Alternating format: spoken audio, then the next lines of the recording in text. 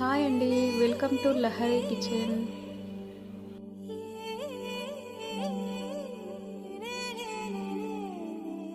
Hi everyone, welcome to Lahari kitchen.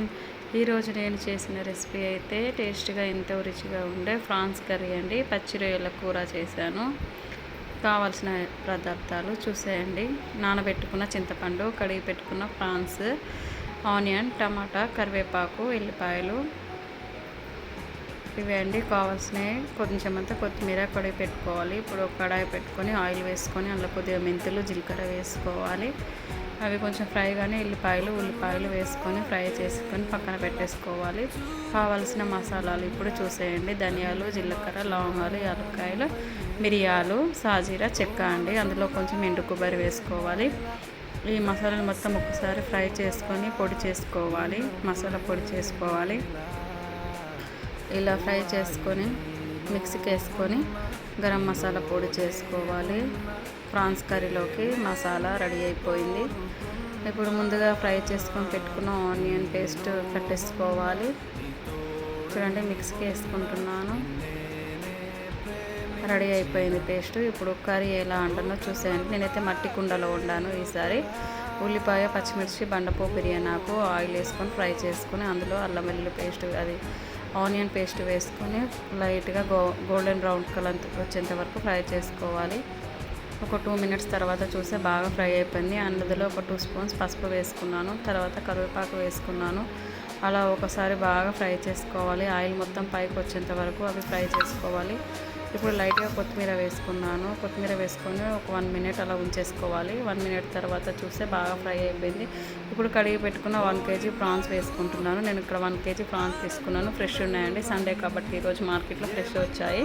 చాలా అంటే చాలా బాగా టేస్ట్ అండి. కుండలో ఉండాను కాబట్టి మీరు కూడా ఒకసారి ఇలా కొత్తగా ట్రై చేయండి. ఒక 2-5 మినిట్స్ ఉడికించుకోవాలి. వాటర్ మొత్తం పైకి వచ్చేసాయి. చూడండి, ప్రాన్స్ చక్కగా ఉడికిపోయాయి. ఇలా ఇంకో 2-3 మినిట్స్ మూత పెట్టేసుకొని వాటర్ మొత్తం ఎగ్గేలోపు ఉడికించుకోవాలి. 2-3 మినిట్స్ తర్వాత మూత తీసి చూస్తే మొత్తం ఆయిల్ పైకి వచ్చేసింది. చూడండి, బాగా చక్కగా కుక్ అయిపోయాయి ఫ్రాన్స్. ఇలానే ఒక 1-2 మినిట్స్ ఇట్లా ఫ్రై చేసుకోవాలి. బాగా ఆయిల్ మొత్తం పైకి వచ్చేంత వరకు ఫ్రై చేసుకోవాలి. మళ్ళీ ఇప్పుడు కర్రీకి సరిపడినంత కారం వేసుకుంటున్నాను. నేనైతే ఒక 4 స్పూన్స్ కారం వేసుకున్నాను. చూడండి, కారం వేసుకొని అలా ఒక 1 మినిట్ హై ఫ్లేమ్లో పెట్టేసుకొని బాగా ఉడకనివ్వాలి. ఆయిల్ మొత్తం పైకి వచ్చేంత వరకు ఫ్రై చేసుకోవాలి. అందులోనే కొంచెం అంతా కొత్తిమీర, కరివేపాకు వేసుకున్నాను. అది ఒకసారి కలిపేసుకొని అలా ఒకసారి కలిపేసుకొని నేను గరం మసాలా వేసుకుంటున్నాను. ఇందాక మిక్స్ చేసుకున్న గరం మసాలా పౌడర్ వేసుకుంటున్నాను. మొత్తం వేసుకున్నాను. నేను కర్రీకి ఎంత సరిపడుతుందో అంత తీసుకున్నాను నేను అవి మసాలాలు.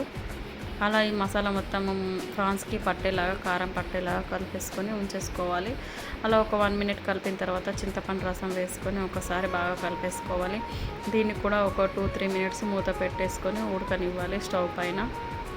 2-3 మినిట్స్ చూసిన తర్వాత ఆయిల్ మొత్తం పైకి వచ్చేసింది. చింతపండు రసం మొత్తం మిగిలిపోయింది.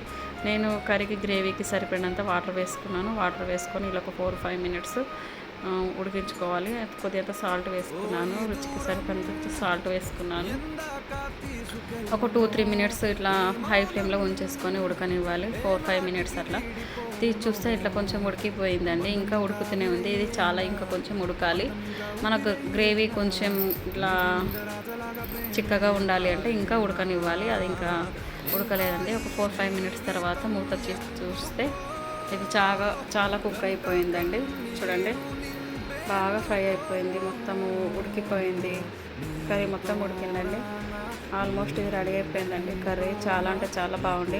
మట్టి కుండలో ఉండాను కాబట్టి ఫ్రాన్స్ కర్రీ సూపర్ ఉంది. టేస్ట్ పుల్లగా కారంగా మసాలాలు అవన్నీ బాగా తగులుతుంటూ సూపర్ ఉందండి curry.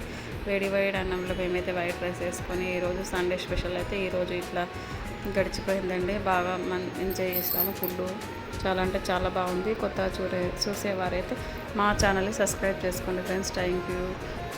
Lahari kitchen, please subscribe to my channel. Thank you.